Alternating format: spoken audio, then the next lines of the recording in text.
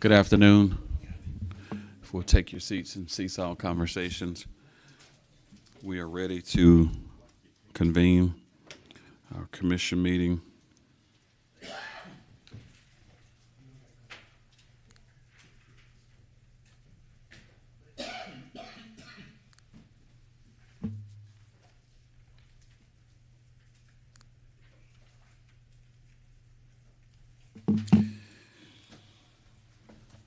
I hope everybody's doing well,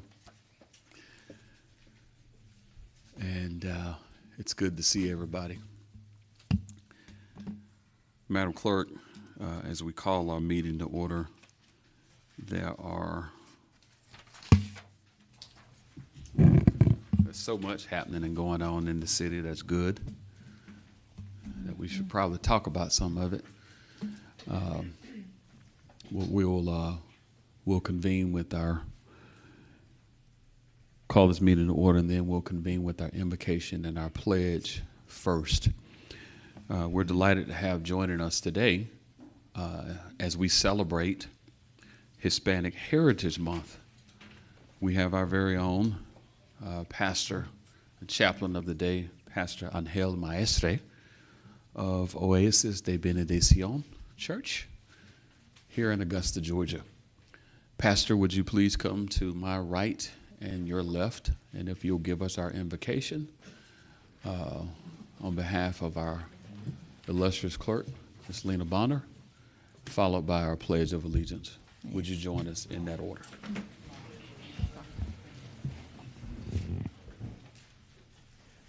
Let's pray.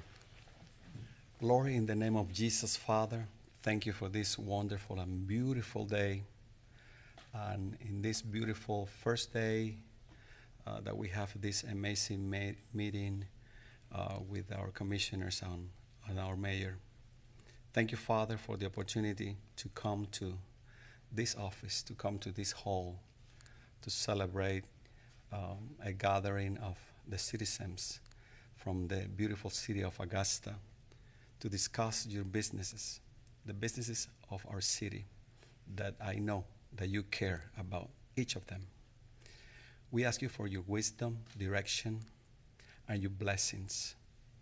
Lord, also, I take this time to bless my community in this beautiful city, Lord, that you bless each business, churches, and every student in the school, in the elementary, in the high school, in the university. Lord, please help my community. Help them to overcome any obstacle that they may have. And thank you for the opportunity to have the freedom in this beautiful land, in this beautiful city, to celebrate our culture, our faith, but most of all, the worship that we can offer to you. Thank you, Lord. I'm always going to be thankful for my mayor, for the commissioners, and for the leaders of my city, and always I'm going to be praying for each of them. In the name of Jesus, we ask you all your blessings in this beautiful afternoon. Amen. Amen. Amen. I pledge allegiance to the flag of the United States of America and to the republic for which it stands, one nation, under God, indivisible, with liberty and justice for all. Pastor, before you, just a moment.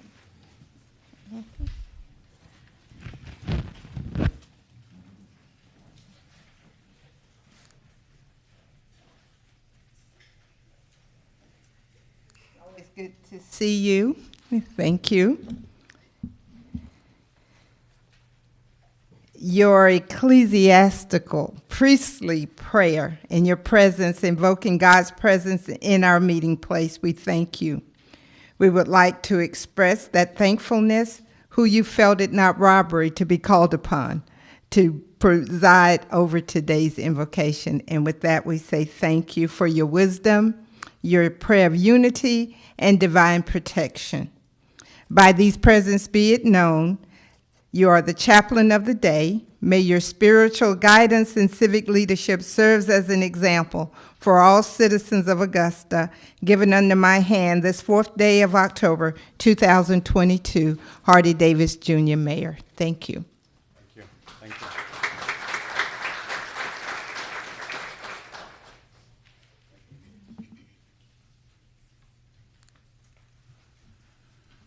Thank you, Pastor Maestre. As we are celebrating Hispanic Heritage Month, Madam Clerk, I believe we have some members of our Hispanic community who are here joining us today. Would you all please stand? Those who are here from the Hispanic community, we're excited to have you here. Outstanding. Hispanic Heritage Month is annually celebrated from 15 Septiembre to 15 Octubre in the United States, as we recognize the contributions and influence of Hispanic Americans for their history, the culture, and the achievements that they have made. In addition to that, they are also hosting Fiesta Latina at the Augusta Common on Saturday, October the 8th from 12 p.m. until 9. I have been told that the commissioner from the 6th and the commissioner from the 9th will be involved in a little salsa and merengue. I have been told. I've not been able to corroborate any of those things, but I've been told of the same. In addition to that, that's taking place again this Saturday, October the 8th. We've also got, and I'm excited to announce, that on Sunday, a full week of festivities and activities. There is the Game On event for all Augusta, Georgia employees, Sunday, October the 9th, from 1 p.m. until 5 p.m. That's Sunday, October the 9th. I believe, Commissioner, from the 7th, there's been a challenge around possibly kickball, dodgeball, and a variety of things, Mayor Pro Tem. But I'm not sure they want to bring it on. But if they do, if they do, don't let the suit and tie fool you. The game is on. The game is on. It's all about competition. We love to be involved in that. All you say is bring it. Bring it. And don't, as they say, go hard or go home. That's it. That's right. I also want to make mention that Candlelight Jazz is merging with First Friday. You can't have incredible events in our city without partners. Recreation and Parks Department, you do a phenomenal job, and we're bringing Candlelight Jazz to that conversation. And these things are only possible because of partnerships like that. And on First Friday, in conjunction with the Richmond County School District, for a backpack school drive, it will take place at the Augusta Common on Friday at 7:30 p.m. For entry, you will bring school supplies instead of paying the $8 entry fee. Again, bring school supplies instead of paying the $8 entry fee. This is another way for us, for each one to reach one, and for us to be our brothers and our sisters' keeper in a way that we can acknowledge the needs that students have in Augusta. I'm also excited today, Ms. Bonner, to acknowledge the partnership. I believe that our Richmond County Board of Education liaison would echo these sentiments, that we have 5 Teacher of the Year finalists that have been nominated. The 5 Teacher of the Year finalists are Martina Anderson, a media specialist at McBean Elementary School, a proud graduate, Mayor Pro Tem, of Glen Hills High School.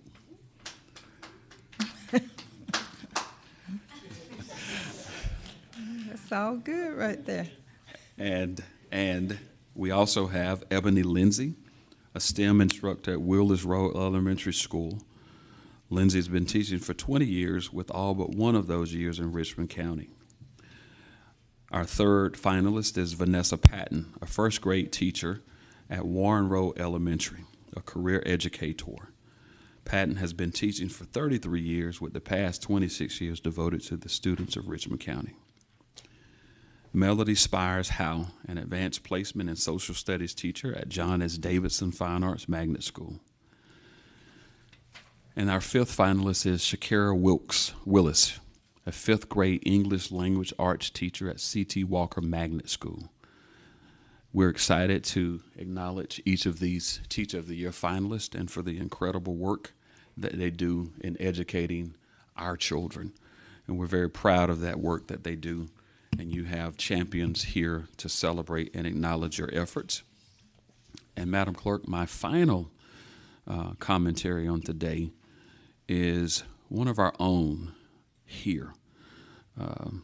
There are no unsung heroes.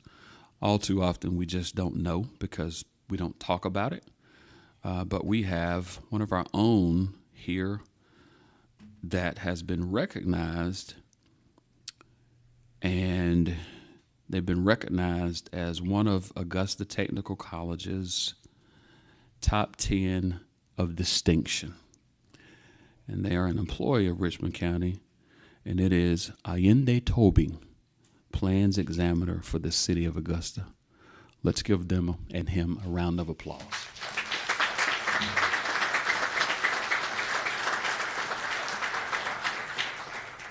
You can't have an incredible city without incredible people, and we're very fortunate that in Augusta, we've got some 207,000 who are making things happen every single day to make this a city of opportunity for everyone, where people want to live, to learn, to work, and to raise their families. And I'm just proud, along with the commissioner from the 6th and the 2nd, to have been a part of that for the last 8 years. And we'll keep talking about all of the wonderful things that have happened until January the 2nd. Madam Clerk, in your hands. Thank you, Mr. Mayor. Great recognitions. At this time, we will recognize Augusta-Richmond County's 2022 September Years of Service 25 50-year recipients. Ms. Anita Rickard, our Personnel Director, will come and present the recognitions. Ms. Rickard.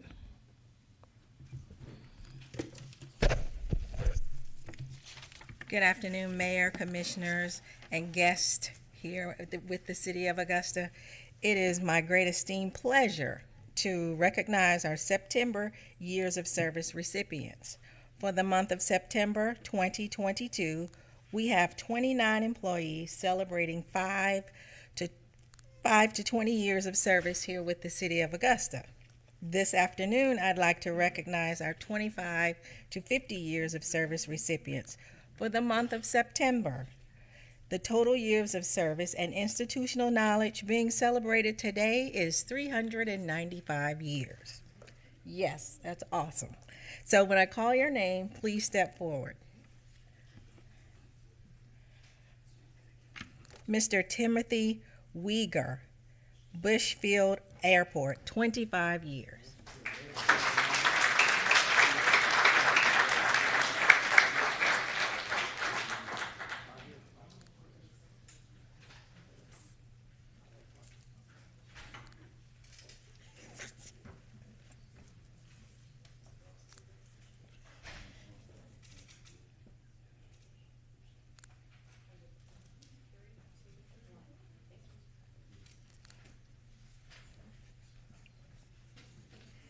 Evelyn Elaine Waters, Planning and Development, 25 years.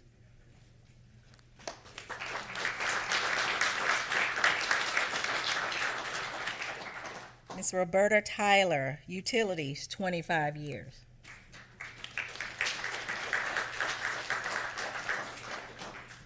Donald McVean, Sheriff's Office, 25 years.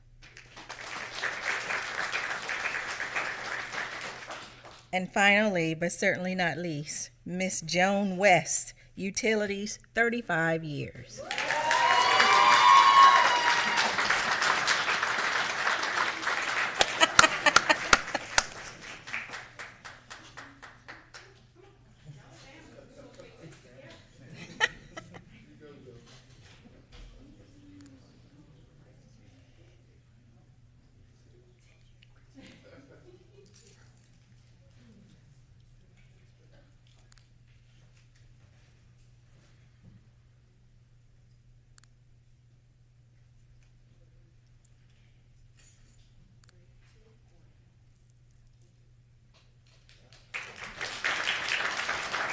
Congratulations to all of our years of service recipients.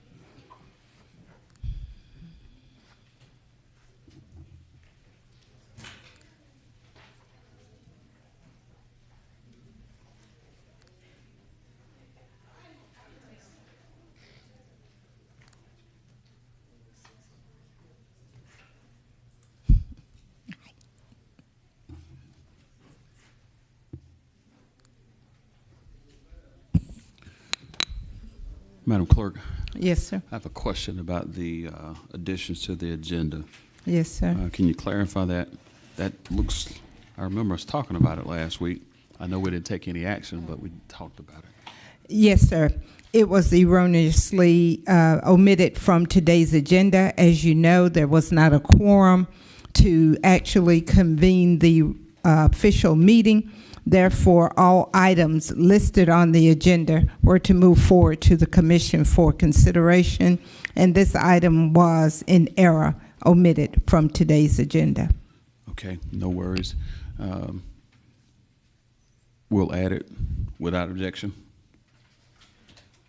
Without objection. Okay.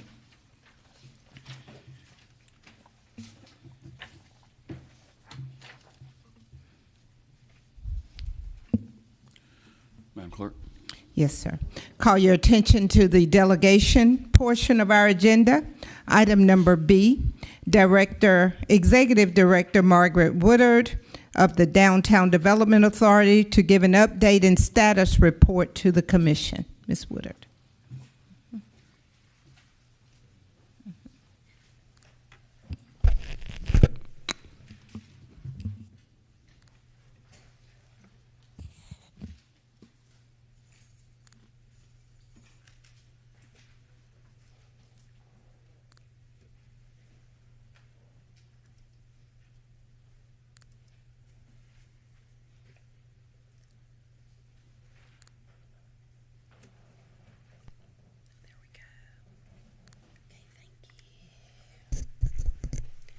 Good afternoon, Mayor and Commissioners. We thank you for the opportunity to come before you today and give you a quick update on what's been going on in downtown Augusta. In March, we came before you to give you an update of what happened in 2021. We had a great year. We saw a net gain of 52 new businesses and 3 business expansions on the Broad Street corridor. And 2022 is going to be another good year for us. At the end of the third quarter, we have 40 new businesses that have opened or announced on the Broad Street corridor, and we have 6 business expansions this year to date. Some of the new businesses include Taco Cat, Edwards Mercantile, Fetch 501, Augusta Cigar Club, which we cut the ribbon on last week, and Manny's. Some of the business expansions include Flowers on Broad, the Book Tavern, the Brunch House is moving to a new location in January that we're very excited about, and Mellow Mushroom. A small business resource center and startup incubator is coming to Broad Street, and we could not be more excited. We received congressional earmark money from Senator Warnock's office. It was announced 2 weeks ago in the amount of $2.35 million. Our partner in this is Dr. Worrell at Augusta Tech, which we are so fortunate and excited about. There is a letter of intent right now for a building on Broad Street, and that announcement should be forthcoming. An architect has been hired. There are stakeholder meetings scheduled upcoming in late October and early November. We feel like it's really important to bring together the existing small businesses so we can hear their voices and capture their vision. The money should be available to us in the first quarter of next year, and the project will take hold quickly. Augusta Tech is going to purchase the building, and our funds will be used for construction fit-up, fixtures and furniture, and equipment. Housing projects are still very strong in downtown Augusta. The Row was completed. This is a project that's on Slayton Street near the medical community. It was completed Labor Day weekend. It's 160 units. It's about a $26 million investment in downtown Augusta. I talked to the developer this morning. 50 units have been leased, and he has opened up another 40 to start leasing tomorrow. And those are phenomenal numbers. Millhouse Station is leased. It was completed last December. That was 159 units on 11th Street, and they're still with their 10% vacancy rate. But housing numbers are looking good. The Augustan, which is going to be at the old Greyhound bus station, is under construction. It'll be 136 units and a $26 million investment, and they anticipate being completed in April of 2023. These are pictures of some new facades that you will see downtown. The one on the left is Taco Cat at the corner of 9th and Broad. The one on the right is 510 Green Street, which is going to be the home of 9 market rate apartments. To date, the DDA has awarded 9 facade grants in the downtown core. That's been a $45,000 investment, and we are so excited. Just a month ago, we received another check from Georgia Power, our partner, for $50,000 to continue this program through downtown. The gateway arches, I just want everybody to hold on to their seats. I mean, they're being fabricated as we talk. I could come up with a million reasons of why this project has taken so long, but I'm not going to. It just happened, and we're going to take the hit for it. But the good news is they are being fabricated as we speak. We will unveil them in November. Fingers crossed that there are no supply issue problems. They'll be at 8th Street and 10th Street, and they'll serve as a gateway to the Savannah River. They're kind of gateway signage to show our residents how you can access the river. The good news is the construction project is under budget. We had budgeted $500,000 for the project, and it's in at about $335,000. The SUFA kiosks are being shipped this week. These are solar-powered information booths that'll be located downtown. They'll be in front of the Soul Bar on the Broad Street side of the Augusta Common and at the 5th Street Pedestrian Bridge. And they will act just like you're reading from your Kindle.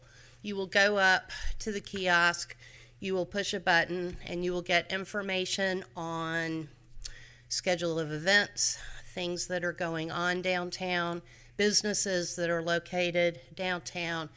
But what we are excited about is there will be traffic updates before TIA projects start. So you will be able to find out how traffic is going to flow during construction projects and where alternate parking is going to be available. We work with many organizations, chambers, city departments to do ribbon cuttings, to celebrate new things that are going on downtown. What you're looking at was the Embers of Hope, which was wonderful on Laney Walker Boulevard, and we had 2 ribbon cuttings last week. We're partnering with the Augusta Chamber of Commerce and a local minority-owned business to provide Wi-Fi for the 5th Street Bridge that we're very excited about. The equipment has been installed on the bridge. They're pulling the fiber now, and that project should be completed by the end of October, and the total cost was $11,000. Augusta Tomorrow and ACE continue to do a remarkable job, absolutely a remarkable job, keeping downtown clean. We submitted a quarterly report to you all in September with these statistics of the work that's being done downtown. 275 graffiti marks removed, special power washing of sidewalks, trash pickup, special cleaning. Those special cleaning are probably after events that have occurred downtown. They are currently negotiating the contract with their vendor to continue. And the good news is they have increased their man hours downtown. They were at 144 man hours per week, and they're now at 184. So that'll give more coverage to the downtown area. We want to come before you all in January to talk about blight. We've completed a survey that includes 22 buildings that we would say are chronically blighted on the Broad Street corridor. We're looking at existing ordinances. We're going to need your help. We're going to need your partnership. We met with Commissioner Johnson for breakfast a couple of weeks ago, and we will be before you in January to start that program, and we'll need your assistance. Looking ahead, we've got two great projects that are getting ready to happen. One is the Lamar building. It'll be 68 market rate apartments and about a $12.5 million investment. The building has been totally gutted, and if you drive by there, you'll see exterior scaffolding. They're starting to repair the exterior brick, and then Embassy Suites, which will be located on the 1100 block of Broad Street, 190 rooms and a $40 million investment. The next steps there are to go back before the Historic Preservation Commission with a revised site plan and facade drawings, and they anticipate breaking ground in the second quarter of 2023. And that concludes our update, and we'll answer any questions. Thank you so much, Margaret. We're excited about all of the incredible work that's happening in our city. To recognize the commissioner from the 7th. Thank you, Mr. Mayor. Yes, Margaret, great job on what y'all are doing. I had two questions. Number one is the kiosks that are coming. Are you gonna maintain them, and then like how are they gonna be protected late at night when they're not destroyed and that sort of thing? We have got insurance on them, and they will be maintained and updated as needed. But they are easily movable, but they will stay in place, just like the awful kiosks that are there right now that you can staple a poster to. That's what we were trying to replace. We just, like always, pray that people will take care of this new investment, but we do have insurance for any kind of graffiti or anything like that. Okay, and then you mentioned the facade program, $50,000 that you did. Explain to us where do you get those funds from? We get them from Georgia Power, and it's really an easy program. You spend $5,000 improving your facade. You fill out an application, attach the invoices, give us before and after pictures, and we reimburse you the $5,000. Okay, and then the blight program that you said that you're looking to bring before us, how would you envision that being funded? That is being funded with American Relief Funds. Okay. That the city has given us $250,000. Okay. All right. Thank you, Mr. Mayor. Thank you, sir. Chair recognizes Commissioner from the 6th. Thank you, Mr. Mayor. Ms. Woodard, yeah, mine went blank. I've had three questions in one time to know where to start. Ms. Woodard, I think it's a very good presentation. But to my colleague's question, Commissioner Franklin, that is it possible to put the kiosks in a position where there's some cameras that can also have some oversight on those? You know, that's a great idea. I'm trying to think. There are cameras on the 5th Street Bridge, so yes, that could possibly work on the pedestrian bridge. There are cameras coming through the sheriff's department, and I believe one of the proposed locations is 9th Street, and that would cover the Common and the one in front of the Soul Bar. So, Commissioner Hassan, I'll look into that. I'll call the sheriff's office. Okay. The other thing, I think you have a lot of new business that you're saying coming on the far end of Broad Street. Far end, obviously the upper end, near 13th Street and coming back down toward the lower end, 5th Street. Are many of them aware, new businesses in particular, aware of the TIA project that's going to be coming through, probably starting next year? And how do you plan to deal with that? We are going to hold public meetings as soon as those projects are let, so that businesses will be aware of them. We also plan to go door to door. We'll have all the information on our website as well. We're going to do everything possible to make sure. Well, first of all, they're going to have to find alternate parking, so we're working on that right now. And but the plan is public meetings, face-to-face meetings, and website, and possibly some public service announcements. Okay. Final, can you go back to the screen prior to this one? Reason I need to take a picture of it because I received a call about a week or so ago asking about the Embassy Suite, so I can forward this to them, let them know that it's still on track. I believe you can get a copy of this, Commissioner Hassan. Well, I just need a picture to forward it to them for the most part, but I'll take all of it. You'll get a copy of this presentation. Thank you, Mr. Mayor. Thank you, sir. Ms. Woodard. Got it. I got it. Fantastic. All right, Commissioner from the 1st. Thank you, Mr. Mayor, and to Ms. Woodard, thank you for your work in downtown Augusta. I'm in downtown every day, and it feels good, it looks good, it's safe, and so hats off to you for your efforts. Question for you about the 40-plus businesses that opened. How many of those, to your knowledge, are minority-owned? Is there like a statistic there that you can share, or maybe just share later? If you could. I can share that later, but I can tell you the number of minority businesses that opened in 21 and will open up this year is off the charts. Women-owned, Black-owned. I mean, we're excited because the businesses that are opening finally reflect our demographics citywide. I do not have an exact number, but I will work on that for you. Thank you. I think you've said enough. Okay. Thank you. Thank you, Mr. Mayor. Commissioner from the 10th. Thank you, Mr. Mayor. Ms. Woodard, thank you for bringing this to us today. And it's, people don't realize really what's going on in Augusta sometimes, but Augusta and downtown is growing. Actually, downtown is safe, whether people want to realize that or not. Not a lot of things go on downtown of that nature. It's going to be exciting in the very near future when we're able to announce some of the great things that Dr. Worrell has joined in with. That's going to be something to behold. So Augusta, you hadn't really seen anything yet. It's a continuing process. It's growing. Augusta's a great city, man. You know, born and raised here, and I can't leave it. It's such a great place. But thank you to all of the members of the DDA out there for working so hard. Thank you very much. Commissioner from the 10th, I was going to get you to say it one more time. Downtown is, what's that word, SAFE? One more time? Okay.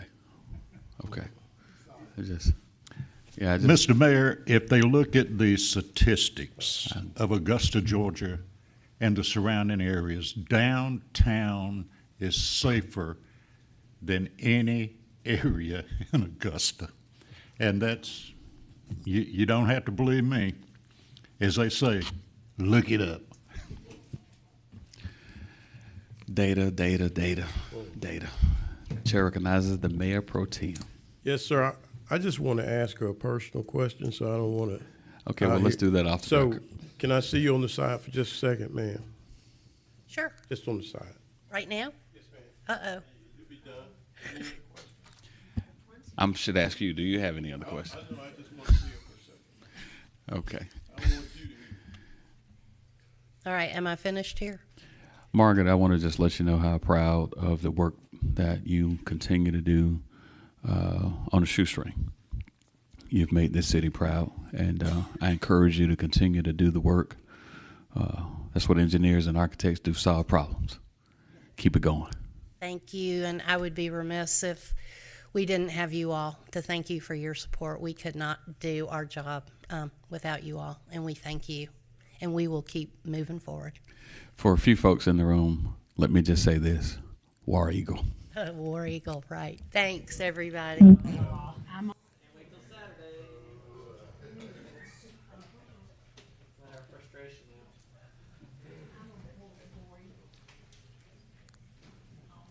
Madam Clerk. Our next delegation, item C, Mr. Moses Todd regarding the Savannah Riverkeeper contract and city cemeteries. Mr. Todd. Mr. Mayor, Commissioners, I'm Moses Todd. I reside at 2747 Deansbridge Road, Augusta, Georgia, and I'm coming to you today as the executive director of I Love Augusta, but also as the chairman of the Citizens Cemetery Committee. And I wanted to get both of them today at one time, so I didn't have to come back next week. I sent an email to the Mayor Pro Tem, the Mayor, and the Administrator, and your Chief Legal Counsel in reference whether it's legal or not to enter into a contract with a nonprofit for 50 years or 100 years. And that is a concern that I'm bringing forward from I Love Augusta. And I'm not against the contract, but I think that if we're going to do it, and if a previous commissioner done it wrong, we should correct it and not continue with something that may not be legal or should be null and voided, and start over and work out a contract that's legal.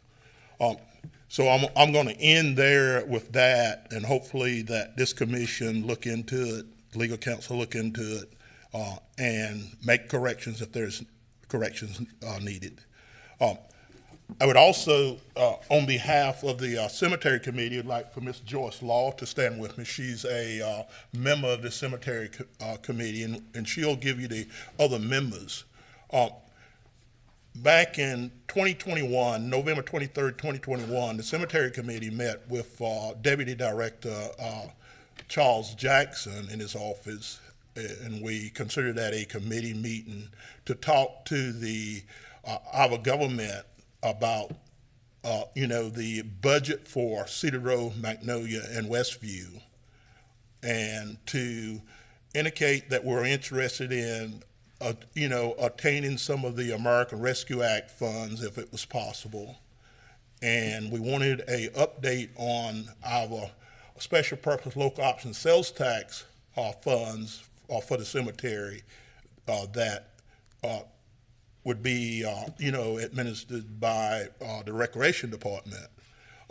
The Cemetery Committee is to try to give you some understanding of my understanding of it.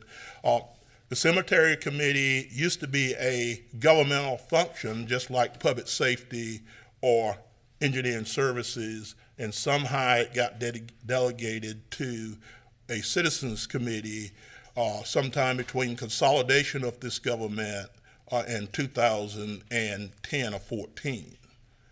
And we're not complaining about that, but I wanted to make that point.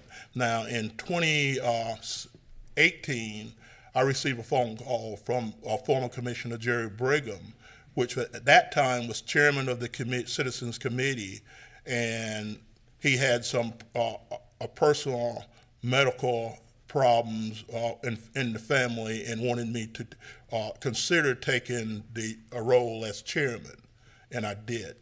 And what they were working on in 2017 was the bicentennial for Cedar Groves and Magnolia. And I come on, and with the help of others and partner with the Recreation Department, we put on the bicentennial for Cedar Groves and Magnolia, and we done a time capsule that will be open in 2038 to update.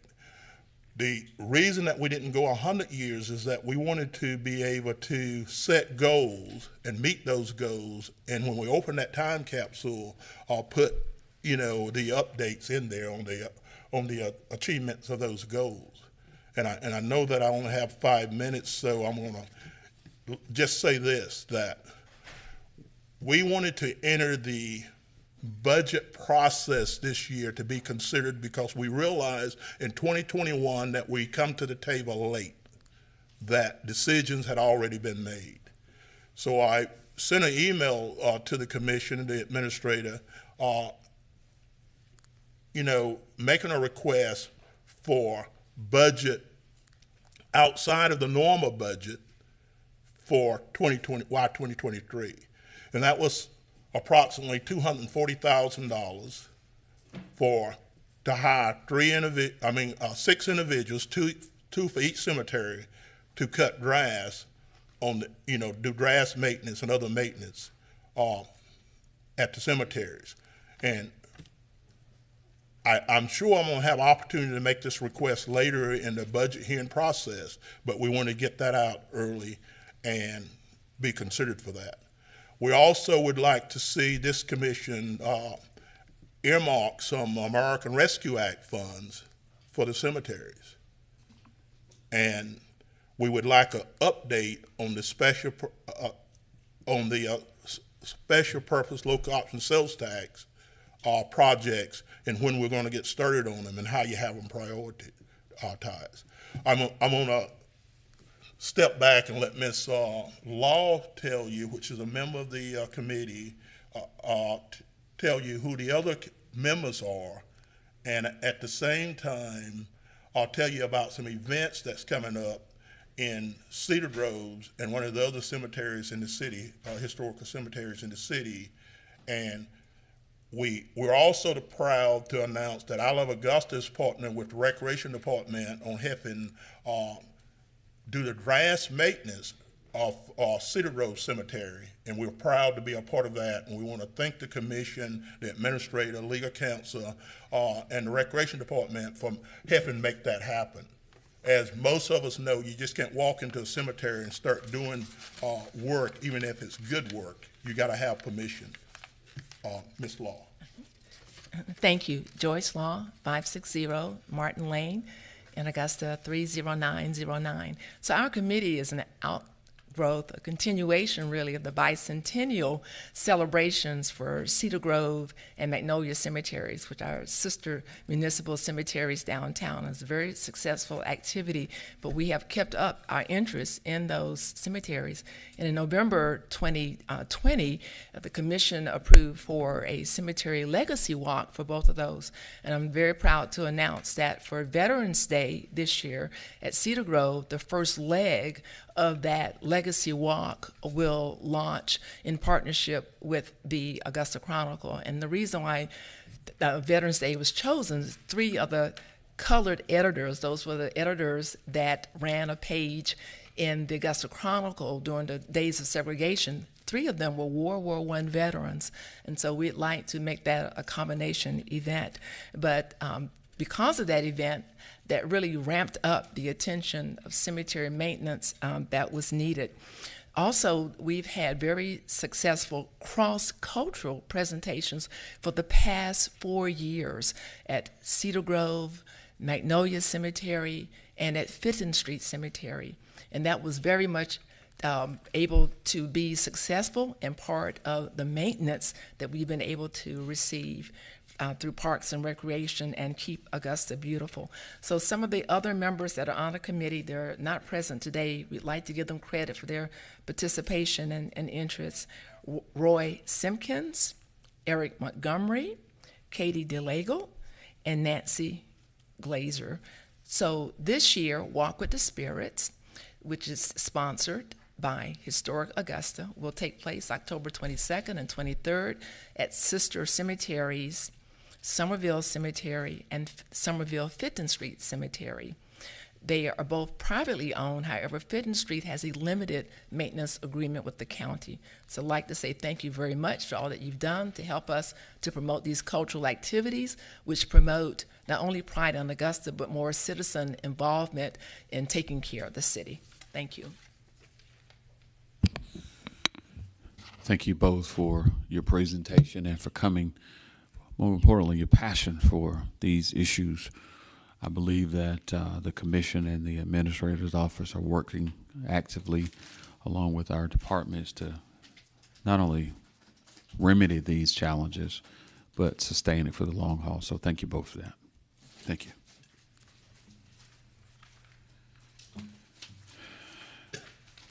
Madam Clerk, I'm going to take a minute to highlight a few more things. I would be remiss if I didn't. It's almost like being at church. You know, you forget to call somebody's name and then you get a little text message and you be in trouble. I want to take an opportunity to acknowledge the Augusta Fire Department Fire Academy Class 2201. The future is now. There's a graduation ceremony taking place on October the 12th, 2022. Chief Burden, thank you for your leadership and your team's leadership. That's taking place at 1 p.m. on October the 12th at the Augusta Museum of History. That's important. And I just want to acknowledge those things. Also, on behalf of the judiciary, we have the Supreme Court of Georgia. They're going to be here Thursday, October the 6th at 10 a.m. here in the Commission Chamber. That's the Supreme Court of Georgia. They're going to be here Thursday, October the 6th at 10 a.m. Come ye, come all. Thank you, Madam Clerk.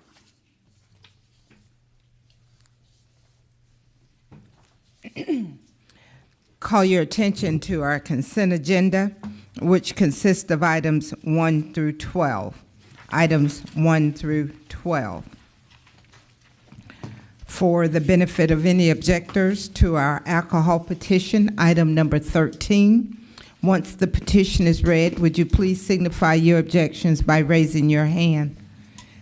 Item 13 is an amended alcohol petition requesting for a reconsideration and amended alcohol petition to include dance for a location at 730 Broad Street.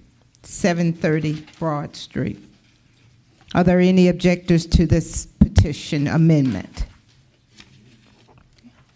Mr. Mayor and members of the commission, our consent agenda consists of items 1 through 12 with no objectors to our alcohol amendment application for 730 Broad Street, number 13. Okay. Chair recognizes the Commissioner from the 5th, the Mayor Pro Tem. Yes, sir, I'd like to pull number 2 on the consent agenda. Okay. Chair recognizes the Commissioner from the 8th. Thank you, Mayor. I'd like to add items 17, 18, 19, and 20, if no objections. Did you say 18? He did. I'd like to object to 18, need a presentation on that one. I'm sorry? Want to object for number 18. Okay. Mr. Melvin, I do want to. Hold on just a second. Okay. And you wanted the consent number 20 as well, Commissioner from the 8th? Yes. Okay. I'd also like the consent number 21. Number 20 and 21? Yes. I have something to say, Mr. Melvin. All right, I'm coming back to you. Okay. All right, Chair recognizes the Commissioner from the 6th. Well, thank you, Mr. Mayor. As my colleagues may remember, a couple of weeks ago, as we were discussing the Gold Cross, the EMS provider contract, made mention to send it back to the committee cycle at that particular time, and which was that, so that we can probably get it to this commission. However, this commission last week, the committee cycle, we did not have a quorum, so we did not even try to discuss anything. So I made mention that potentially send it back to the committee again so we can get some of these items behind us. So I'd like to put that on the consent in terms of sending it back to the committee cycle. All right, we're okay with that. All right. Let me add, excuse me. All right, Mayor Pro Let me Tem. match my little thing. All right, Chair. Chair recognizes Mayor Pro Tem. I pulled number 2. My understanding is there is a quorum that believes that it should go back to committee. So can I pull it and just say we want to take it back to committee? You can make that recommendation that we refer it back to committee. I want to make that recommendation. Yeah, that so we we'll refer it remove back from consent and refer back to committee. Yes, it said I need to put it on consent. All right, that's, yeah, And refer consent it to committee. to committee. Yeah. Refer it back to committee. Yeah. Okay. All right, without objection. Yeah, there's no objection. Okay. All right, everybody suspend.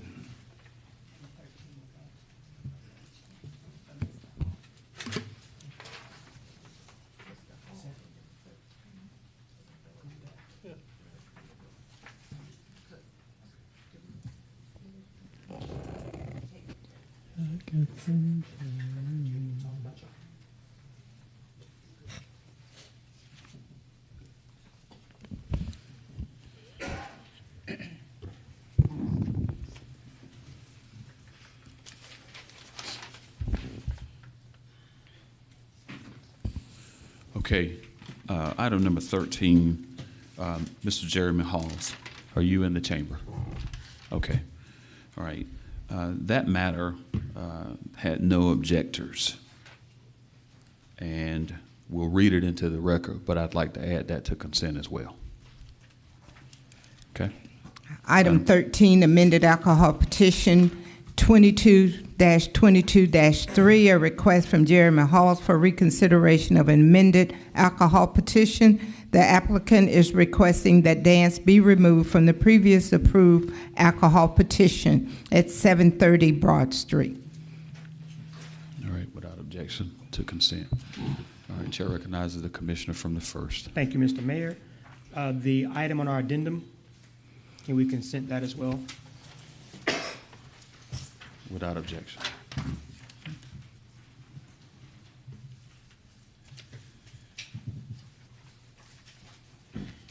Okay, I'm going back to the commissioner from the 8th.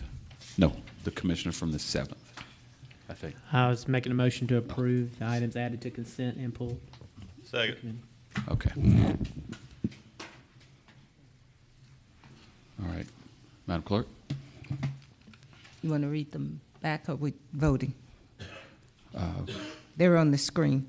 I'm good. Okay. Voting.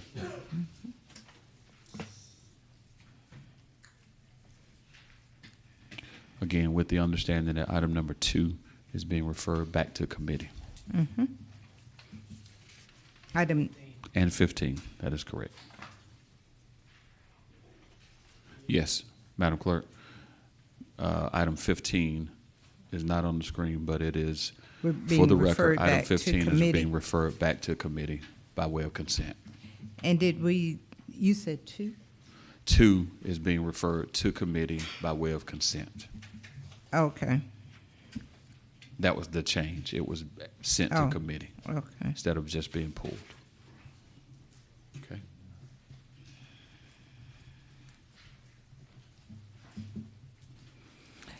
That motion carries 8-1, with Mr. Clark voting no and Mr. Mason absent.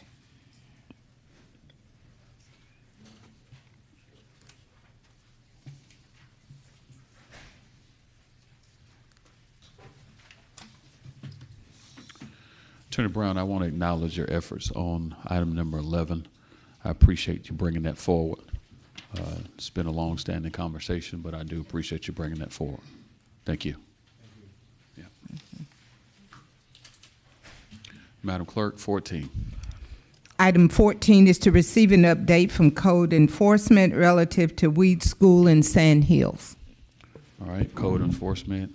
I'm going to recognize the gentleman from the first, Commissioner Mr. Jordan Johnson. Thank you, sir. Thank you, sir.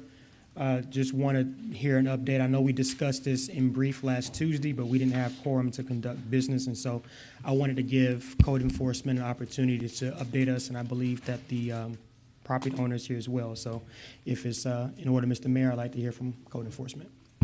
Please, Terrence. Good afternoon. At this point, there's no, can you hear me? At this point, there's no update to the structure itself. The structure is still in the same condition, but it's still secured. We sent out a notice last week to send out to the owner, but it's in due process right now, so we have to allot the owner that time to be able to make the repairs. Another issue that came up is that vagrants were in and out of the building. So I contacted the sheriff's office to get a report, a call of service report. And I went back 2 years to 2020. There was only one report. Not saying that I didn't believe the complainant, but there was only one report that talked about vagrants being on the property. But like I said, at this time, it's still secured. She's in due process. The owner is supposed to be here. I don't know. Oh, she's right here. Is it okay if she come up to speak? I'm thinking about it. Okay. Commissioner Johnson had his hand up, sir. All right, I'm gonna come back to the commissioner from the first. Chair recognizes commissioner from the first. Thank you, Mr. Mayor. I don't know if we need to hear from the owner exactly. I don't think this is the right avenue to do that.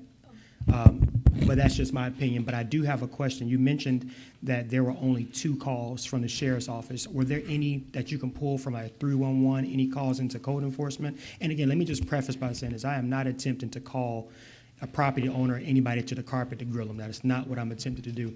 The purpose of having this on the agenda is for a couple purposes. One is for communication with the neighborhood. There are a couple residents here who have voiced their concerns to me about this property, so I want them to know what's going on so that they can take it back to the neighborhood.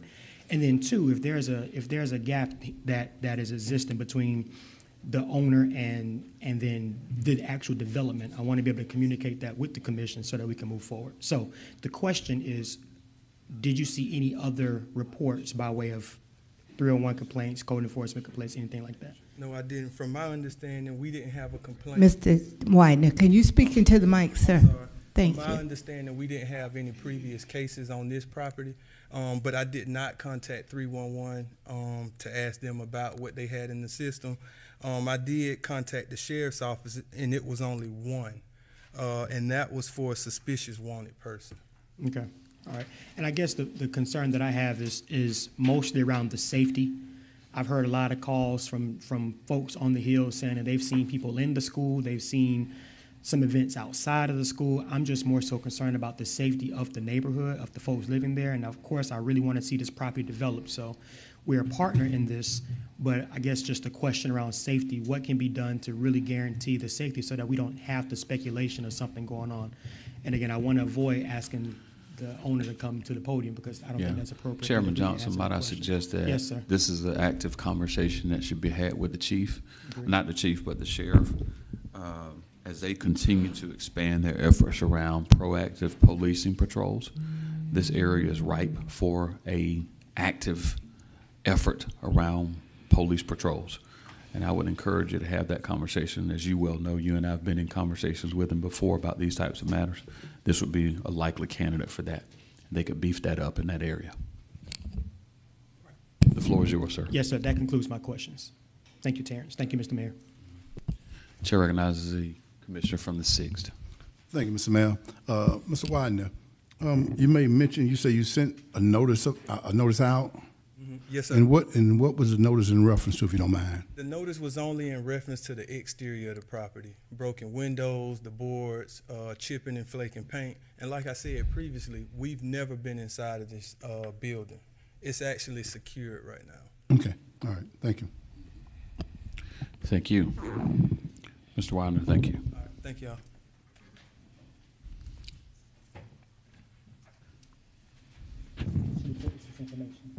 Yes, we'll receive it as information without objection. Madam Clerk, I believe we've got Item number 16. 18. I'm going there. I want to go to 18. 18, I do. okay. Item 18 is to approve the Dean Bridge Road Revitalization Plan as presented by the Augusta Housing Authority, care of HCD. All right, so before we proceed on this, I know the commissioner from the 8th was prepared to consent this. I couldn't agree with him more. The commissioner from the 6th had a series of questions, and so let's get Doug up here to be able to answer some questions, and I'm going to go to the commissioner from the 6th.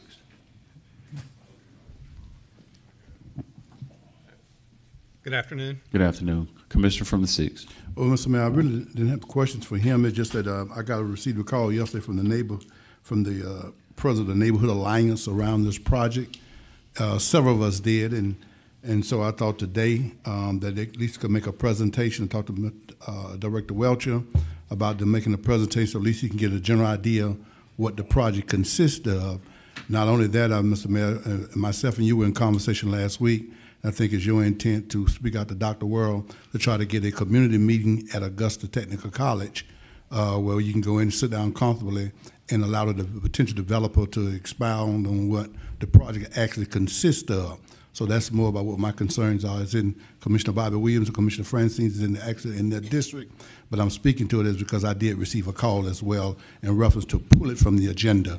And I didn't want to do that, what I understood to be time sensitive in some level, but at the same time give a community opportunity to weigh in or to take a look at it by way of putting on something that with Dr. World at Augusta Technical College. Yeah, absolutely.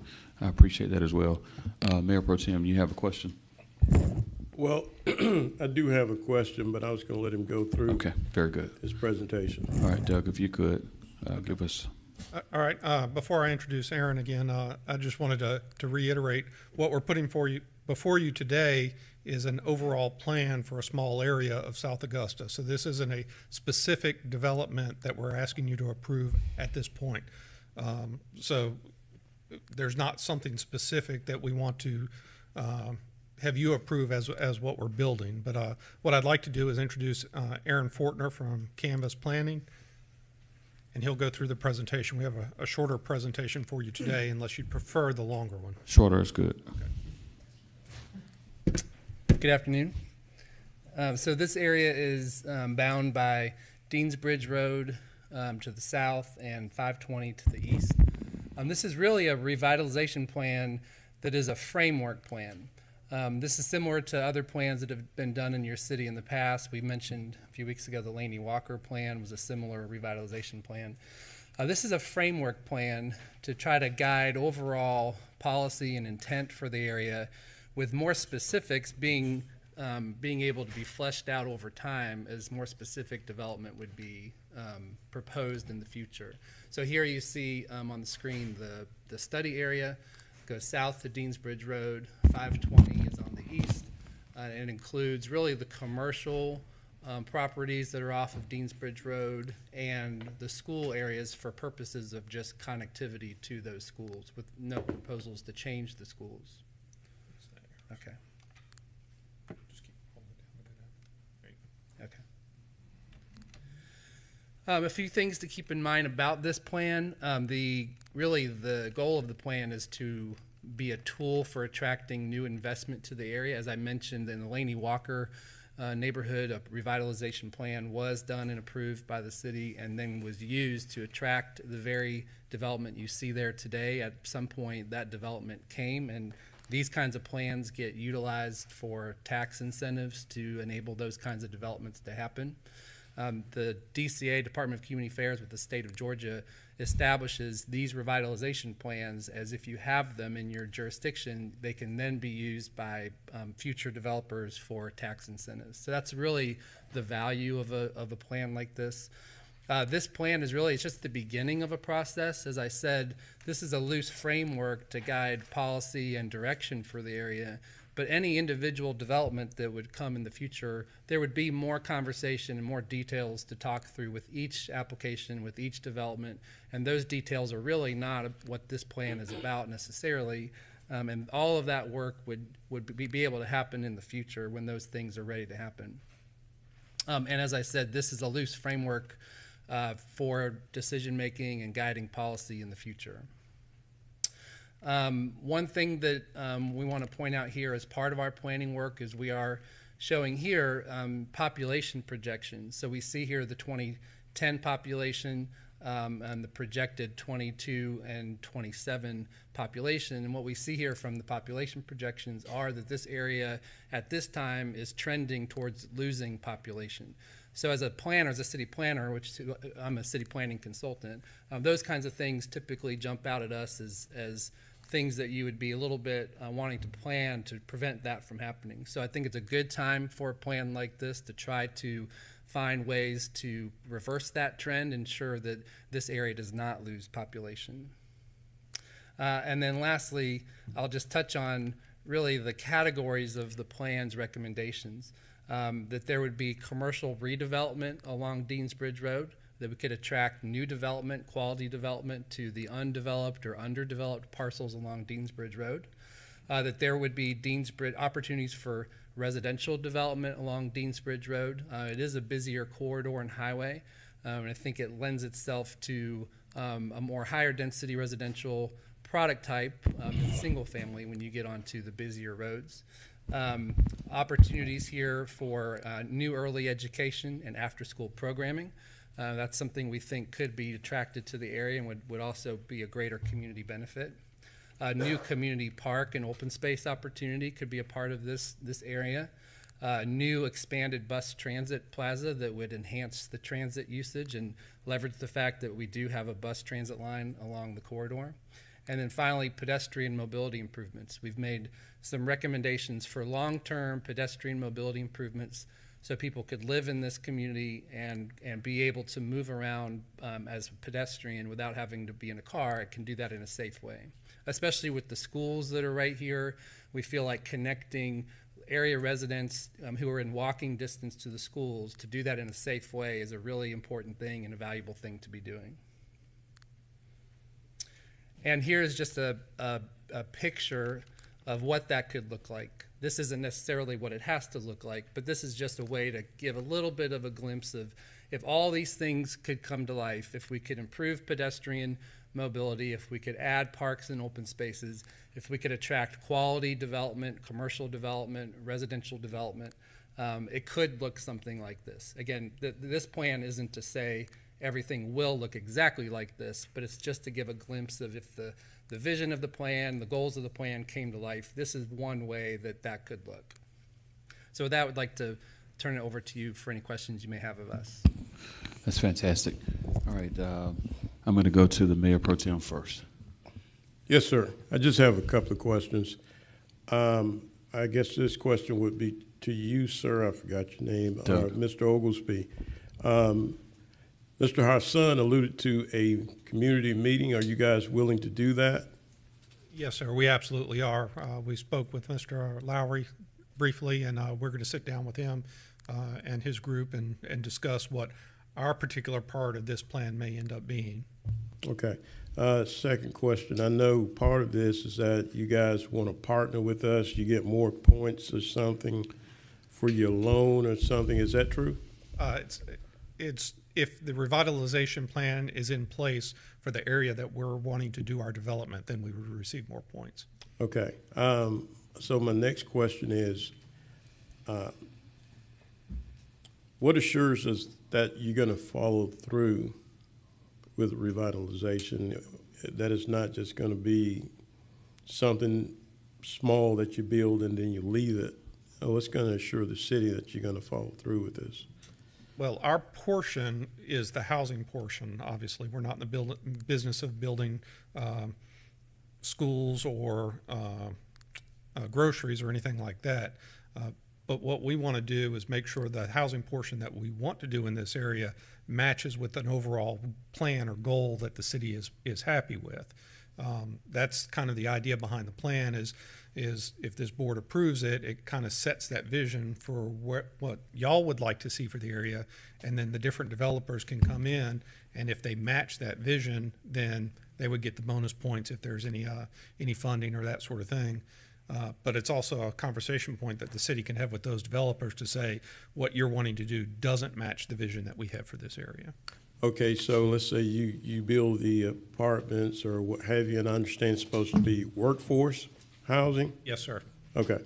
So what kind of incentives will you give the policeman or the fireman or the teacher? What kind of incentive would they be given to? So it's a reduced rent. Basically, if we receive the funding that we want through the tax credit program, it reduces the amount of debt that we have to put in to build this property. The lower the debt is, the less we have to charge for rent. So that's the whole idea behind it, is that we kind of income limit. We're not wanting to rent to people that are making 2 or 3 times the median area income. So we cap that up and charge them reduced rent for it. All right, so are these apartments, condos, housing, what? So the housing portion that we want to do in the future, it would be apartments similar to what we've done at Walton Green and Walton Oaks. Okay, Walton Green is where? Walton Green is on 15th. Okay, and Walton Oaks is? Sandbar Ferry. Used to be Underwood Homes. Okay, I mean, I like those. They're pretty good. We're quite proud of them. They're not just pretty good, but if I might interject for a minute, I want to deconstruct this conversation. The conversation that's in front of us is about this body adopting a revitalization plan that today does not exist. Okay? The city absolutely needs to be involved in that of establishing a revitalization plan. I'm going to go out on a limb here. We started a conversation in 2018 called #SOGO that people lost their minds about. This corridor represents the highest levels of unemployment within a 3-mile radius of what we now refer to as Regency Mall is where you've had the schools that were the most challenged. We talked about how important it was and is for us to make investments in this area. The city led that effort with the $24 million transit operations and maintenance facility. Doesn't sound like much, but that was the largest investment this city has made in that corridor in almost 3 decades. And this body did that. I'll go a step further. We talked about building an arena there, which I still believe is the best location.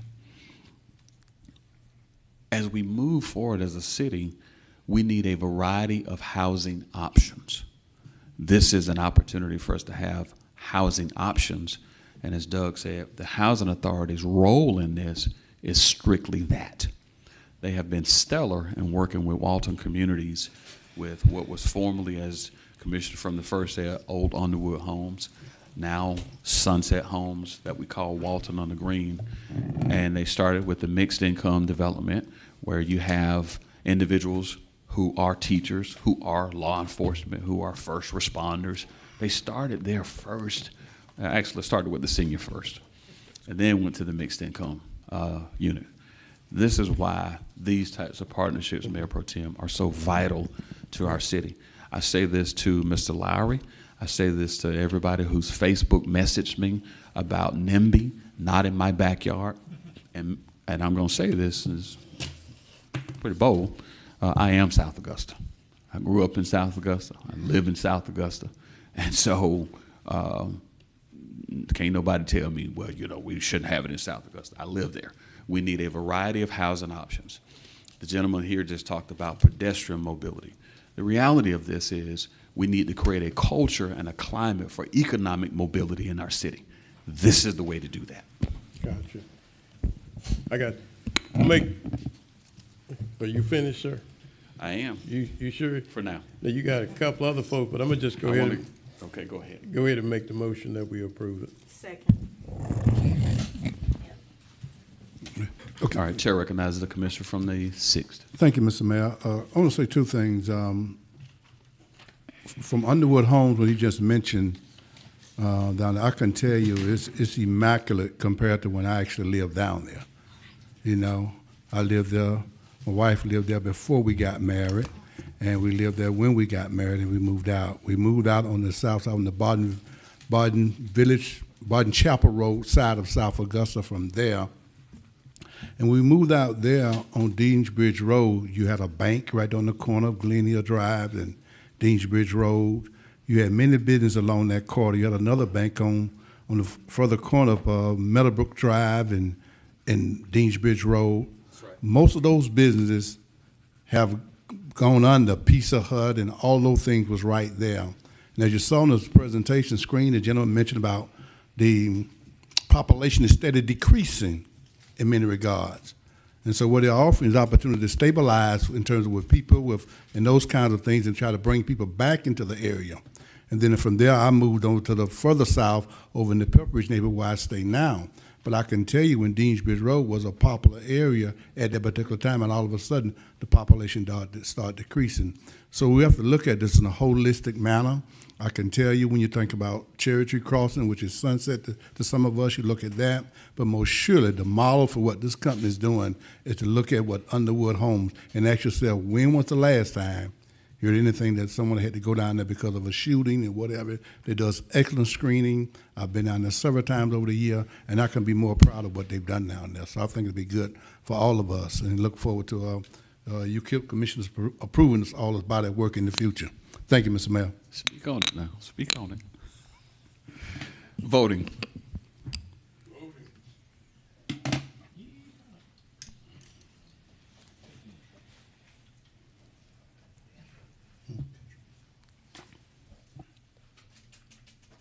Mr. Garrett? Okay, thank you. It's unanimous.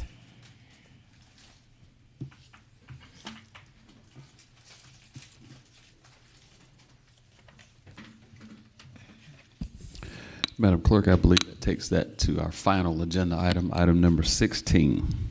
Item 16 is to procure a firm currently not doing business with Augusta to perform complete in-depth audit of all financial aspects of Augusta's stormwater program, monies collected, salaries, monies paid out, and to whom, and projects completed and ongoing with cost.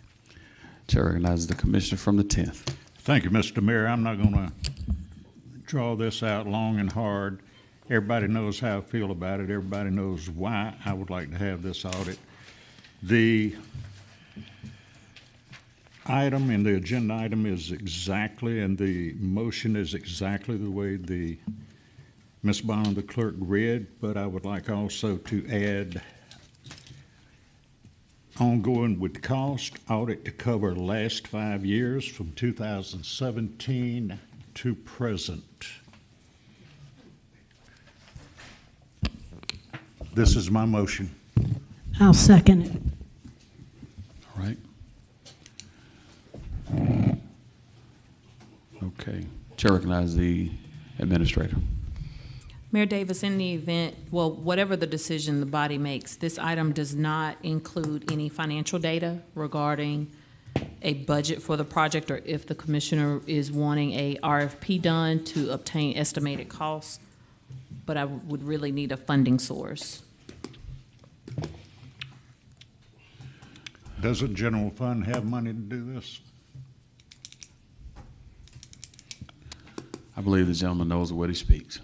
Let's cross the first bridge and then we'll make our way down the road. I've got a motion with the noted amendments to that motion, and we're now voting. Mr. Mayor. Oh, I'm sorry. You're absolutely right, Commissioner. I'm sorry. Thank you. Yeah. Thank you. Chair recognizes the commissioner from the 6th. Thank you, Mr. Mayor. Mr. Mayor, I really honestly don't know how much more we want in terms of the information from the stormwater.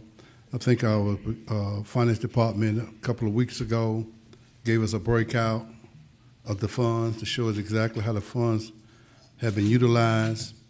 And, you know, I just think it's, you know, I just don't know. I think you ought to be, if there's a smoking gun, you ought to just say that and saying about these audits and stuff like that, and say you don't want the same firms that use almost impugning those firms' character as though they will risk their reputation for Augusta's sake. And the company that we use, for the most part, is one that has nationwide flavor, most surely across the state of Georgia. And I just think, you know, what we're doing, in all honesty, I think this is an effort to try to disband stormwater at the end of the day, which I think is a serious mistake. They say that you're looking for all of this on the pretense that you're looking for something. And I think it's just a disservice to the government. I really do. Unless you have something that be more precise and more accurate in terms of what you're looking for, then that's what we could consider. But I don't know much more we can do. Everything's been asked for. We've been doing it other than doing that. But pretty much what you gave us was an audit of sort. And I just think it just, you know, unless you got something that's bigger than that, you know, then we do that. But that doesn't make sense to me, Mr. Mayor. The gentleman has a lot of passion for that. I couldn't agree with him more. Chair recognizes the commissioner from the 7th. Thank you, Mr. Mayor. So I'm a little late to the party, I guess, on this one a little bit, but I guess my thoughts are, you know, last week I see on the news that we have entities that say they can't pay stormwater, because it would affect federal funding. And I lean, and I guess I'm asking the maker of the motion this, but are we going to get a list of every entity that hasn't paid stormwater in this audit? Because for me, that's where the accountability piece that people haven't paid, and then the aspect of the pay per mileage. I know it's gone down, but I mean that's where my head is like we're giving these people money to cut right of ways 3 times a year, whatever it is. Like, are both those entities a part of this audit that you are, proposing, I guess? All right, this is what we're going to do. All right, Chair recognizes the commissioner from the 10th. If you'll direct your response. The commissioner from the 7th has asked what, in addition to what has already been provided and or asked for, up to and including the fact that you don't need an audit, you can actually just ask the department to provide you with a list of who has not paid stormwater fees, whether that's last year, whether that's the previous year, or in fact the last 3 years. You can get an Excel spreadsheet with that information. What else would you like to see, Commissioner from the 10th? Well, that's part of monies collected. It would show who pays and who didn't pay.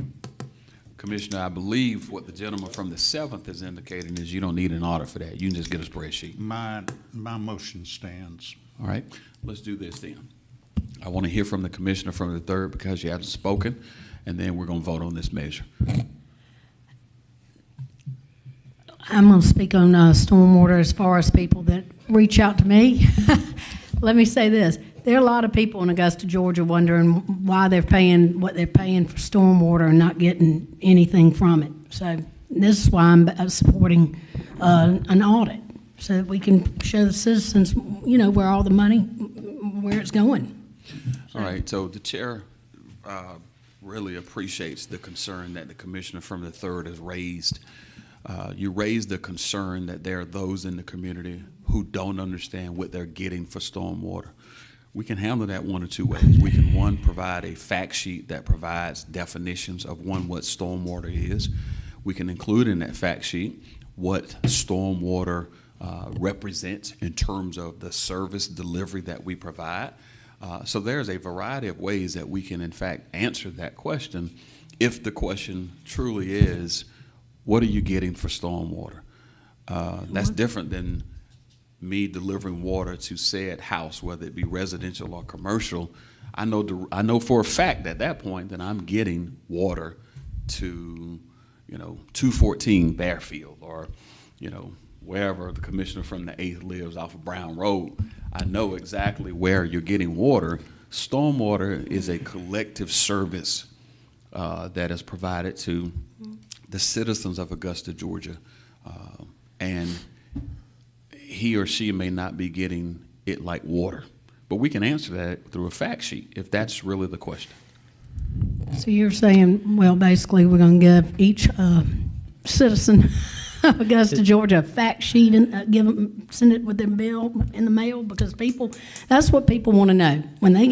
I'm saying this, when people get bills in the mail, their monthly bill about stormwater, they're wondering why in the heck are they paying it and what are they getting out of it. We need to be showing them. I mean, this is why I'm supporting an audit. Yeah.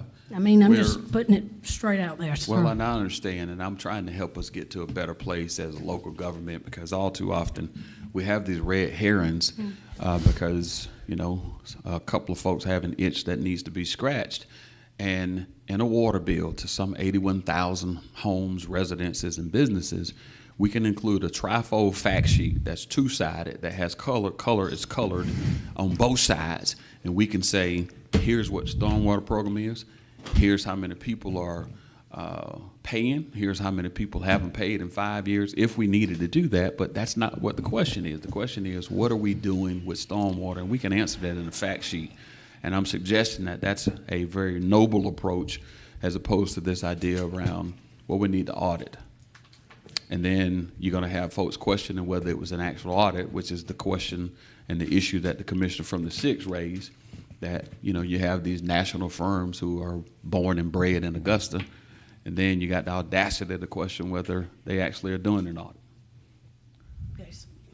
All right, I'm going to go to the commissioner from the 7th. Thank you, Mr. Mayor. I have a question, I guess, for the attorney, if you don't mind. Based on the way this motion is stated in front of us, if it was to approve, in most audits that I've heard of, everything shuts down within that area from a procurement standpoint because you have to, research everything. Do you, if this was to approve, would this shut down the projects that we currently have, going right now? I do not know the answer to that question, Commissioner Frantum, or why an audit would shut down the project. However, it is traditionally, it's quite time consuming for staff. Auditors can't just walk in and do their audit while the staff keeps working. It usually requires the attention and time of high level employees. And I would imagine it will also draw in finance people as well. Yeah, and I think that's why the uncertainty is why I'm just not going to support this today, because if we're having to shut down things that are on the books or in the programs because of an audit, I don't think that's the best solution for the citizens in this moment. Now, I have citizens that are upset about stormwater, and I didn't support it when it first came. I do see the value in it. I didn't like the way it was rolled out at the price that it was rolled out, but when you look across the board, across the state of Georgia, every municipality has a stormwater fee. And I think that what we need to do is, on this body sitting up here, is that we need, I think it definitely needs to be tightened up. I think that it definitely has some areas where we can do better. As I talked about earlier, like we were charging X amount per mile and we brought that down. I know that, and Dr. Hamid has done that, but I feel like with this agenda item that we need to be more specific and, give us a list of who hasn't paid. Give us a list of the people, the contracts that we're dealing with, and let's, do our homework individually if we think, or however that process worked out. But to shut it down the way I believe we'll shut it down based on the way this reads of projects that are coming or are on the books currently, it's just something I don't think is in the best interest of Richland County right now. So thank you. All right, here's what we're going to do. We're going to vote it up or down. Voting.